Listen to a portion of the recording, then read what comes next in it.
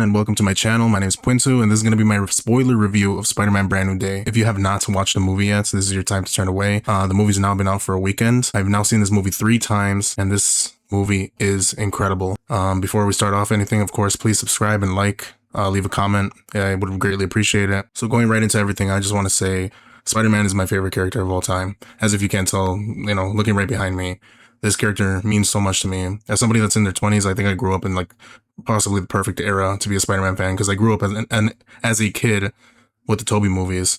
And then, in my middle school years, basically, which was my early preteen phase, I was with the Andrew movies. And after that, it was the Tom movies. And when Tom was first selected to be Spider-Man at that age, I'll never forget just how crazy and filled with emotions I was to finally get this character in this huge franchise of the MCU. It was just such a surreal feeling to see that for the first time and wondering what they'll be able to do, and will he be able to top Andrew's performance. People can dog on those movies all you guys want, but he, embodies Spider-Man so perfectly, in my opinion. And it was just crazy to be 15 years old at the time, which was the same age as Spider-Man in the Civil War movie, and now growing up with this character as well for the last 10 years. And now you see Spider-Man also in his 20s. It's just a surreal moment, and that's all I wanted to touch on when it came to that. Now, I'm very critical of Tom's movies, especially obviously the Homecoming trilogy, because I've always felt like he's always been so sidelined in his movies, and he's always been more of a kind of Morty character. I never liked what John Watts was doing with this whole 80s shtick that he was trying to do in his 3 movies. And I want to give credit where credit's due, because I do think No Way Home, the last 30 minutes, is quite possibly a perfect, basically everything after Aunt May, the Aunt May scene and the apartment scene leading afterwards, is some of the best Spider-Man content, if not the best content of Spider-Man we've ever seen. But the Homecoming trilogy, I've already dogged on this much, so I don't want to give it so much more slack. But it made me really dislike Tony Stark, which is crazy because I love Tony Stark for years, but I hated that they used him and his influence so much in his trilogy for Spider-Man. And Spider-Man's a really, really deep character for me, so for them to do that, it just really broke my heart, especially because we saw in Civil War, when he was first coming up, he was so portrayed well in Civil War, and the Russos knew what to do with him. And then you just kind of nerf him and do things that are completely different in Homecoming, and it just really, really baffled me. So skipping over to that, because I want to get into Spider-Man Brand New Day now. This movie is what I've been waiting for from the last 10 years. This is what I expected to see from Tom after Spider-Man and in Civil War. He is perfect in this movie. And when I say this, I truly mean that he's perfect. I think he is the best iteration of Spider-Man and Peter Parker put to screen as of right now. I kid you not, his performance was incredible. I teared up and got emotional so many times throughout this movie. It is just amazing what he was able to do. He was quipping. He was in mask almost the entire movie. He was probably in character, in Spider-Man character, 70 to 80% of the movie. The way that he was showing his mannerisms and acting, you can see his eyes through the mask. Such a beautiful way of doing something different that they've never done with any of the movies. Destin, give him the keys to this entire trilogy. Give him the keys to whatever else future projects you have with Spider-Man. Let him do whatever he wants. The director of photography, everybody else involved in this movie, which I'll get into, they just deserve to keep on doing this, because this is the most personal and loving of a character I've ever seen put to screen to this day. This movie means so much to me because it was a character study of both Peter Parker and Spider-Man, and we got to see what happens when you let go of, when you try to hide the fact of, your Peter Parker side and dive into being Spider-Man all the time because your life's so depressing. There's just so much things going on. You're just trying to push things to the side, and you're evolving into something that, you don't even realize. Obviously, this takes place after the events of No Way Home, where, Tom loses everyone around him because of the spell that happens, and we get to see what consequences lead and happen because of that. We see right from the beginning that he's literally dived into being Spider-Man. He comes home, he's all beat up, he's all bruised up and everything, and even then, he's still checking up on his friends. He's still looking at their Instagram stories, and we get to go through the 4 years that go by and see what Ned and MJ have been up to. And we see that his Peter Parker side has become so depressing, but he's thriving as Spider-Man. Crime rates are really low. He's doing Insomniac moves. These crazy moves on random thugs, C tier, D tier, Spider-Man villains. We see Tombstone, which, by the way, oh my God, I need to see more of Tombstone eventually. Please, Marvel, please keep bringing him back. And Scorpion, which I wish he had a bigger role in the movie, but we'll talk about that later. And yeah, like I said, we see him thriving as Spider-Man, but the Peter Parker side is starting to fade away, and we slowly start to see how it's eating his life away. And I just want to say, this movie is extremely grounded into reality, and the most grounded that you can make it in the MCU, possibly.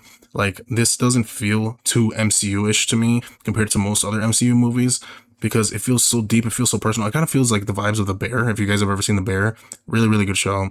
And it just kind of has that like similar vibe to it, where it's like, it feels like a real breathing city. Just the wetness on the floor, like little things, like the color grading is phenomenal. Like everything about this movie, like you can just tell that this movie was made in love and care for the character, care for New York City, care for everything that's going on in this film, care for the suit. It's just, it doesn't feel like an MCU movie where it feels like, oh, we're just getting these out. We're getting these movies out like nothing. It feels like we care more about the character. We care more about, this is a character study about Spider-Man, about Peter Parker, and what consequences go on with Peter Parker in his current life. Such a beautiful and emotional, sad story that I don't think we've ever really gotten besides maybe Sam Raimi's Spider-Man 2. And what I love the most is that everything that happens in this movie is there to serve the story from right from the beginning. As I had mentioned, this depressing side of Peter Parker and Spider-Man's life all loops back around with the whole mutation storyline and everything. And I saw people saying that, oh, this movie's overstuffed. This movie is a bit too long. This movie,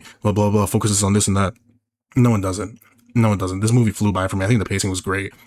I really do not understand the complaint about it being overstuffed. It feels like two stories in once. Yes, you have the mutation storyline and you have the Sadie Sink storyline, and that combines at the end with a perfect scene at the end that happens with Aunt May and her talking with Jean Grey. We see it all loop around where Spider-Man finally accepts himself. He allows the mutation to happen. He realizes that he can't just be hiding that. He realizes that he has to have friends. He realizes that he doesn't have to be a shadow. He doesn't have to shadow Peter Parker.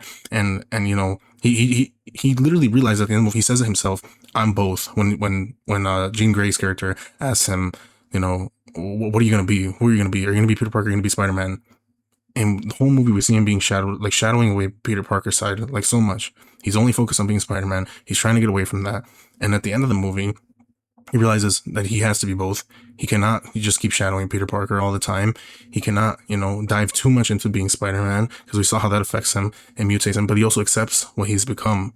And then decided that with Jean's side, where she also has a similar story. She really lost everything she ever had, which was her sister. She doesn't have a family, and we see her becoming a villain into becoming, a parallel to Spider-Man. She realizes it when she listens to Aunt May's speech at the end, which, by the way, oh my God, again, another thing that I absolutely love that they had. Yes, it's another, like, kind of a telling of a great power with great responsibility, whatever.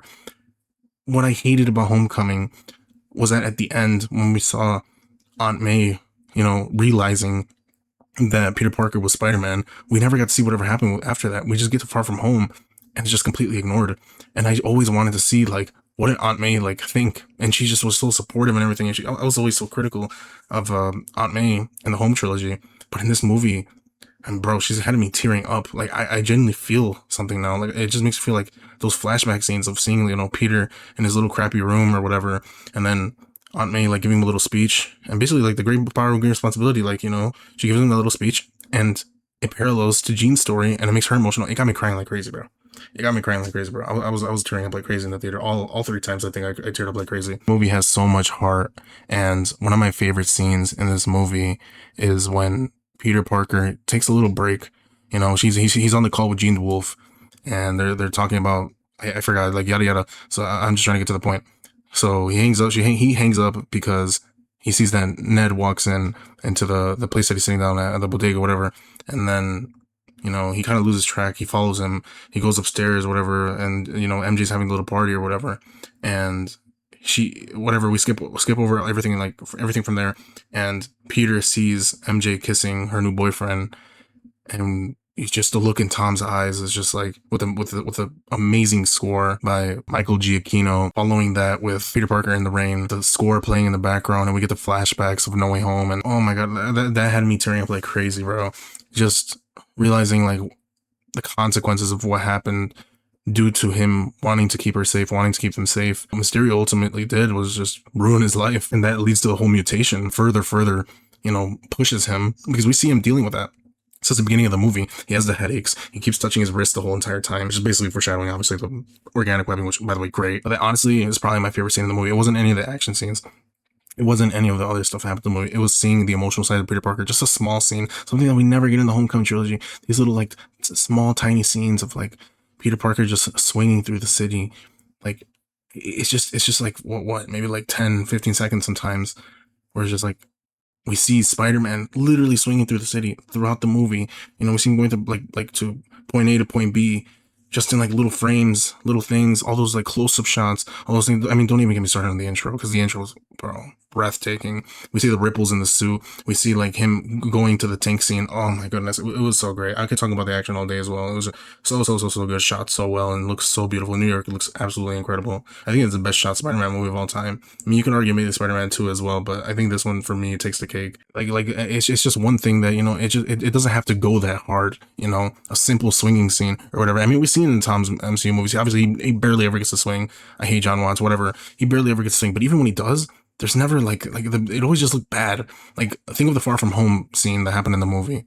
Like that one swing scene, the final swing scene, terrible. It looks so gray. It looks so disgusting. Like it was just ugly. And now, like, think of these like little scenes that happen in Spider-Man Brand New Day, where we see like him like carrying MJ up close, very reminiscent of. I love the fact that they took so much inspiration from Tobey and Andrew and the Insomniac games, but visually, like, we had some of those slower like swinging scenes, close-up shots, like the Tobey movies. But then we had like the beginning scene that happened, which is very reminiscent of the Andrew movies, but also with a different sense of like style, because we see, like, you know, Tom's gotten way more used to it. This is the same kid who was scared of the Washington Monument, bro. He was scared of heights. And now he's jumping off this really, really, really tall building. We get the close eye shots, and then the rippling of the suit swinging through, like the fast swinging, but also feels like it's kind of like gliding a little bit, if that makes any sense. It's like fast, but then it's also kind of slow. And then it goes really fast, and then you see him go extremely fast when he swings through, and you see like the branches and the leaves all like fly by him, and it feels like you feel the weight of how it feels like when you get those like up close wrist shots and the shot behind his head. And then, like I said, also those really, really Tobey reminiscent ones where it's like really slow. And then you got the Michael Giacchino, or I keep pronouncing his name wrong, but you know what I'm talking about, the score, when he's like swinging really slow, especially after the scene where MJ tells him that he doesn't love him, which we'll get into too. It's just, wow. Everything about this movie was really perfect. The needle drops, amazing. You got the Tame Impala, you got that one Bad Bunny song, whatever. And then you got, Steve Lacy, which, by the way, he spoiled the movie on the premiere. We don't got to talk about that, but that was funny. Like I had mentioned, that one scene, the first trick scene that happens with Jean, where she's like, it goes into MJ's brain or whatever, and, you know, Tom can't detect her anymore or whatever. And, you know, you have that first rooftop scene, and it's like, you believe kind of like what's happening. I already kind of saw it coming a little bit, because it was like, no way, this is how they like remember each other, right? Like, so cliche, like true love's kiss, whatever. And then like you get so emotional because it feels so right at the same time, but it also feels wrong because MJ's not really like that. And then it happens where it's revealed that it's Jean Grey, and he's like, hug her, Peter, hug her, whatever. And then we see him like mutate like crazy, and he holds her by the neck, and we almost see him go like all out, and then he like locks back in, puts the mask back on, and we get that scene that's like super reminiscent of obviously Andrews, when he dropped Gwen, rest in peace. But he like brings her back up, and then they swing away, and it's just like, it's so creative, everything that they've done.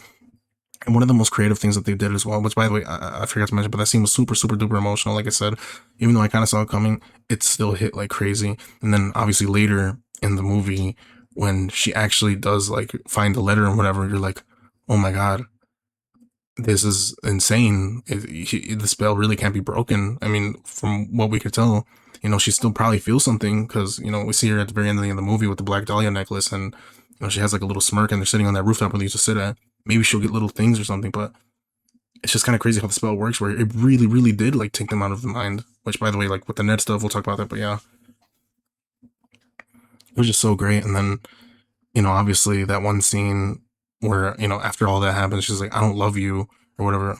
Oh my God, what a tearjerker. But then leading into that with her at least being nice enough to be like, you want to come upstairs and see Ned? You know, he deserves to know whatever.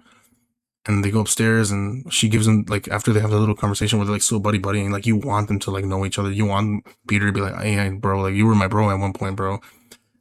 You want all that stuff to happen. And then you see MJ give him like the painting, like the little painting that she made, which is obviously calling back to Homecoming, where she like to draw people in crisis or whatever. It's just, Destin was able to do so many good things. Like, he took like some of the best things that happened in the Home trilogy and made them work even better. And it makes you appreciate the Home trilogy a little bit more, even though, like I said, I'm always still going to be super critical of them. It's kind of crazy how he like took elements of those movies, which he kind of had to, obviously, because, you know, this is, you know, the baby, and you got to kind of take care of it and like pass on the torch. But, you know, he's cooking, bro. Like, Even like I said, that Aunt May moment, which he tied back to Homecoming, great. And the stuff with MJ and like MJ and Ned have never been better. Their chemistry here in this movie has never been better. And that's crazy because they don't even know each other. How is it working better now than it ever worked back then? And this movie's super duper mature, which is insane to say because we know how, like, bro, I just feel like Morty all the time in the Homecoming trilogy. But this movie feels super duper mature. Like the jokes land because they're not like cringy MCU humor. Like all the stuff that happens in the movie, it's like Spider-Man's mannerisms and the way that he talks, the way that he speaks, is just so good. Talk about a couple other characters.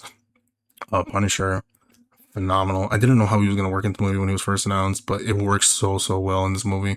I don't know how they did it, but it works well. He worked in a PG-13 setting. He said the SHIT word a lot, which was pretty funny. But you know, it's just like a buddy cop, big bro, little bro dynamic that Spider-Man and Frank have, and like they're always arguing, blah blah blah blah blah. But then at the end, when obviously the Spider-Man, you know, he gets popped by him on accident after the Jean Grey stuff or whatever.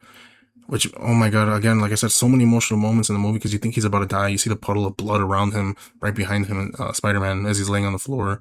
It's like what a tearjerker. And, you know, some people say, oh, it's kind of like out of character of Frank to see him crying or whatever. No, it's not. He had children of his own. He sees Spider-Man as a child throughout this movie. He keeps calling him kid. He literally tells him, oh, I'm gonna kill this kid in the movie. And which was, I'm pretty sure, foreshadowing at one point. I'm pretty sure Spider-Man was supposed to, you know, get knocked out at the end of this movie, but it never ended up happening, whatever. But I just think like this evolved Frank so much where we get to see a little bit of a lighter side of him, you know, a little bit more of a jokering side of him, but it works. Like it works. It's not like it doesn't work. Like if this happened during the John Watts trilogy, we probably would have saw freaking Frank like twerking or something. And that just goes for every character in this movie, including the Hulk, which what I love is that every character in this movie serves a purpose. They're not just there to be there. Every character here serves a purpose, along with the action that happens in this movie. It happens for a purpose. It furthers the story. It loops it all back around, which is something that Destin mentioned a lot, that he doesn't like pointless, mindless action. He says he likes it to be, you know, he likes it to have a weight. There needs to be a reasoning for why that action happened. It can't just be, you know, useless, mindless action. Yes, I love action. Obviously, who doesn't? But it feels so much better when there's actually a purpose to it, when the story is actually further proving, like further progressing it. You know, the reason Hulk, the action scene that happens is because of Jean Grey controlling him, needing to get to the VMAX or whatever throughout the entire movie. Same thing with Frank, because Frank was already there, you know, during the tank scene to try to do this and yada yada yada, and then it loops back around because Spider-Man needs his help because of the whole Staten Island, which by the way, that was really funny. It's very reminiscent of when Black and Widow and Hawkeye used to be talking about the Budapest stuff, and you know, like, keep it ambiguous, don't talk about it too much, but just keep bringing it up. It was hilarious, and it's just so good. The writing was so good. I cannot believe these are the same writers from the Homecoming trilogy. It's insane. Obviously, Tom and Destin probably were in the writers' room, like cooking harder than they were, but this was a very mature and great Spider-Man movie. But like now, obviously, let's talk about the action scenes a little bit more. I think the beginning part was probably, you know, one of my more favorite parts because, you know, we haven't seen Spider-Man in like 5 years. What has he been up to? They go through that little 4-year time jump, and we see him fighting that family, which by the way is, I think, I forgot what family, but whatever. Like that was so good. Like very reminiscent of the Insomniac games. The blend of CGI mixed with practical. Destin just gets it. Like it's just so good. Like, and then going into the tank scene, which, oh my god, again, incredible. Which by the way, we saw like last year during the set photos or whatever. And like I was just so excited to see how they played on the movie, and it really spoke in the film. Which, and then now back to Scorpion, which again, he's here to serve the plot of the movie. You know, we see that Jean is using mind control throughout the movie to attack different things. She's trying to find VMAX. She's trying to get into the vault, whatever. And we see Scorpion get absolutely dog walked by Spider-Man because he's going through that little mutation process that's happening. When Spider-Man locks in and starts dog walking him, again, the use of practical and CGI, the little mix of it is so good. And bro, John Watts would have wanted that entire scene CGI and like no flair at all. The lighting, everything about it, the score, the coloring just looks so good.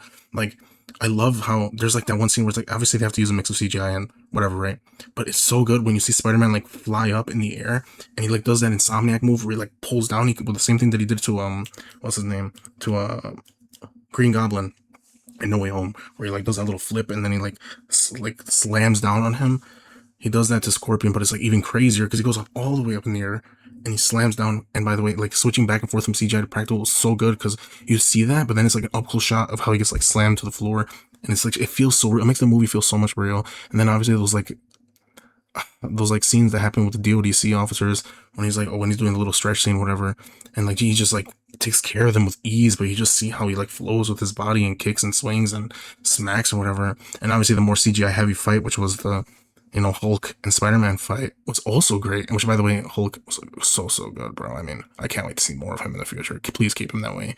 And I love the design of the Hulk in this movie. They made him even bigger and taller and stronger. What I loved is like usually they have him like hunching down like a gorilla, which obviously looks good. But when he first transforms, when we see the transformation, which by the way we haven't got to see one of those transformation scenes in years, you see his like back like crumbling up, and he like looks forward at Spider-Man. But for like one of the first times, he's actually like standing fully straight, like standing up, and you just see how huge and composing he is. And they never really have like Hulk like standing up straight, looking at him down. Like usually, like I said, they always have him more like crunched up, like a gorilla. But I loved how this movie they kept him up for a bit, and you just got to see how absolutely huge he was, a freaking monster. It was great. The action scene was great, but obviously, I'm pretty sure like the scene that actually everybody's gonna be talking about is the hand fight scene was so good. But that was when like the storyline like finally came to the like little conclusion when Spider-Man finally accepted his mutation. We got to see like how he fought with like his regular webbing, whatever. He's like getting beaten down by like these mind controlled Jean Grey freaking ninjas on the hand.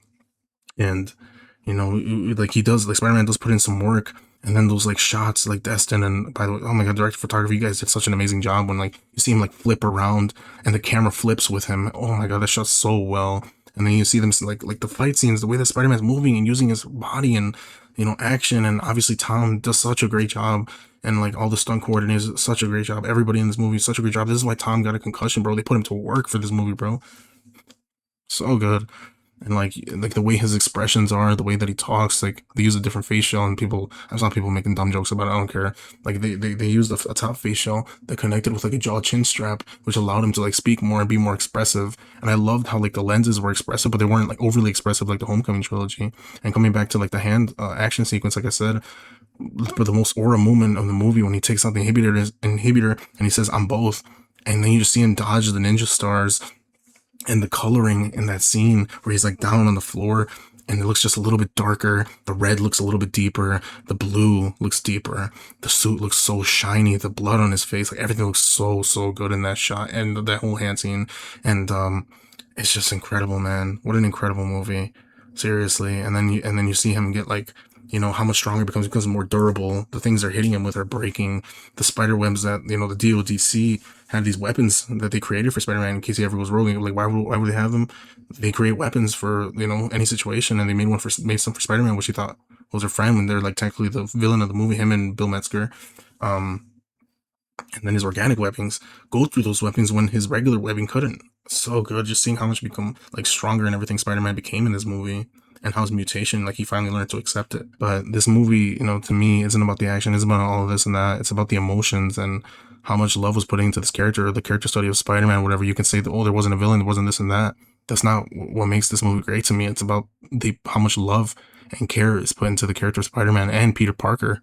And I don't think it's ever been done better on screen. This might be, when I first watched this movie, I said it's probably my favorite Spider-Man movie of all time. Letting it pass a couple days, maybe maybe it's there, maybe it's like second. It has to be first, second, or third. It might just be. I think it's leaning more towards the first or second for me right now, though. I think Spider-Man 2 is still the creme of the creme and whatever, but this one's like gotta be neck and neck, and we gotta let it age and see how the years go by. But I'm so happy that it's like the highest rated like MCU movie by fans on Rotten Tomatoes, as it should be, because it's absolutely incredible. And I want to thank Destin and everybody else who have worked on this movie, because Destin chose a bunch of collaborators who he thanks everywhere, by the way. And the colorist, him, the director of photography, like everybody who worked this movie clearly cares about Spider-Man. The needle drops that happened in the movie were beautiful. Michael Giacchino made such a mature and amazing theme. The little stints that happened at the end with that shot that everybody loves of Peter after, the scene where, oh my god, the scene where, like, there's so much good stuff to talk about in this movie that I'm probably going to forget. But that one scene, after we think that Spider-Man's presumed dead or whatever, he's on the whatever. And, he like steps on, obviously that little like joking scene with like Frank being like, "Rrr." But the scene of like everybody saying Spider-Man, Spider-Man, we see the actual civilians not being NPCs, but people who actually care. And it feels like a living, breathing city, which is something the home trilogy you cannot tell me ever happened. We see Spider-Man saving civilians. We see the civilians caring about Spider-Man. We see the product placements, whatever. But we see like that one, like the BMW scene where the guy's like, "Oh, I got you, Spider-Man." So Spider-Man's like, "No, no, no, don't." And the kid at the end, like, bro, that got me so emotional. I started tearing up, bro. Like, I teared up literally like the first like couple minutes of this movie. I think I teared a lot with the first like dive. And yeah, we've seen so much. Which, by the way, Sony, please stop spoiling so much in your trailers. You guys, like, please stop, bro. Most of this movie was spoiled on the trailers. Like a lot of the good parts, especially the hand part. Like, bro, you didn't have to show the web tornado, but whatever. Like I said, that beginning part, I teared up so much when I saw Spider-Man free diving. Yeah, we've seen that in trailers, but it hit so much actually realizing and being in theaters and seeing him fly down and realizing, wow, this movie is actually being made by people who care now. This is the movie that I've been waiting for since Civil War. This is what I thought we were gonna get, and now I have it, and it's like better than I ever could have imagined. And yeah, it took 10 years to get here, but maybe it was worth it because we got to evolve and grow with the character. And like I had my complaints and fair share complaints, but I really have like almost zero complaints for this movie. Yeah, there's like little issues, like I said, like a couple of product placements. I think Jean Grey's stuff was actually pretty good. I think it was pretty good. I didn't feel like a complete huge setup to me. I think she served the purpose in the story for Peter's story so well, like the best that it could have been. Yeah, her couple of scenes I think extended a little bit too long. Felt like a bit too long, but other than that, I have zero complaints. I really liked her in the movie. She was great. And I liked her backstory. I liked everything that happened. I don't want to talk too much about her anymore because it's like, it's pretty obvious. And I feel like I'm saying a lot what other people said already. And, but she's great. I love how she served the purpose in this movie. I loved her set of powers. I'm excited to see more of her. I'm excited to see the X-Men now after seeing this movie. And I just think Marvel did the thing with her. The movie did not feel like a big setup to me. The character study of Spider-Man. And it just works so well. And like I said, I teared so many times for this movie, the first watch. Like, and I'm happy that on my first watch, I saw this Wednesday night, for the Prime premiere or whatever. I got tickets for that. It was super quiet. There wasn't a lot of cheering. There wasn't a lot of anything. There was obviously gasps when the MJ scene happened, the first one. But there wasn't, like, it was just super quiet. So, like, the theater was super quiet during the quiet moments. And there's so many quiet moments in this movie where there's no score, no nothing, especially like that like scene where like Peter Parker's talking to MJ with the curtain and he has his mask off and she's like, they're having that beautiful conversation. And it's just so quiet. Those scenes are so quiet. There's no music or nothing happening in the background, just two people talking. And I love that so damn much. So many scenes like that in the movie, and the little swing scenes that like add to the story. You know what I mean? Like they're like little appetizers, little snacks on the road while you're on this journey. This is like one of the movies that you're just gonna stick in your head for days and probably years. Like, I don't know, man. I don't know how I'm gonna get this one out of my head, but I don't think I ever will. I've seen it now, like I said, 3 times, and each time I think I've just learned and liked something even more about this movie. The first time, like I said, it was so quiet in the theater. Second time as well, people really only cheered at the very ending of the movie when it was all said and done. With that great shot, by the way. Oh my god, the end like credit roll or whatever that happens at the end of the movie, where they have like different scenery shots of New York. Oh my god, incredible! It makes you feel so grounded, and it just looks so beautiful in the movie, and it speaks volumes with the outro music. It's just so good, bro. I'm gonna try to cut this already because I feel like I've been speaking for too long, but this character means so much to me, as you can tell, and I'm really excited to see where the future of Spider-Man comes and goes. I really want to see Mr. Negative. I'm not the biggest fan of Mr. Negative, but I feel like Destin would cook with Mr. Negative. Obviously, Venom. Who doesn't want to see Venom?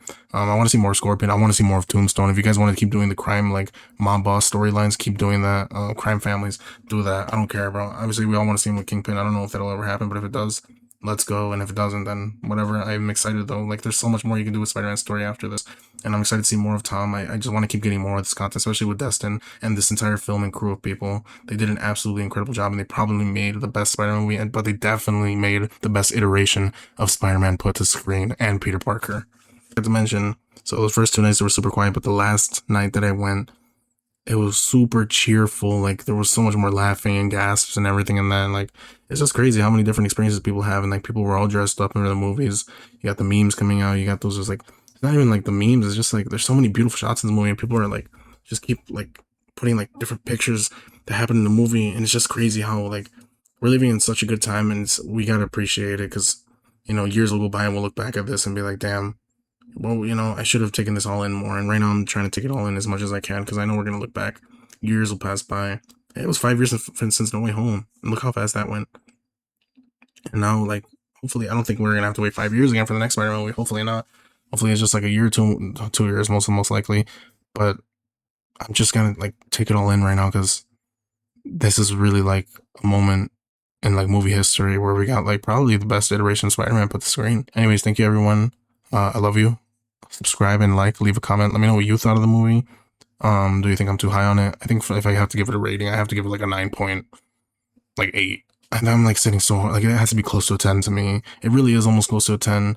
And honestly probably should be, but there's like obviously like little flaws and little things that little yada yada yada. But I don't want to complain. I don't want to nitpick. I want to take it all in and like just tell you my raw, like honest thoughts after letting it sit, after seeing it 3 times, after actually letting it sit, seeing more clips, seeing more things. Speaking of like stuff on the cast and crew, like I was so excited for this movie this last year. And by the way, the Fortnite skin in the game right now, chef's kiss. Thank God it's not pen and ink. I called this a year ago. I don't know if I'm gonna put the clip in, but maybe I will if I find it. I said it 1 year ago. Fortnite, please do not make the Brand New Day skin pen and ink this is literally when they first like the first set photos that happened in the movie. Thank God they didn't do that.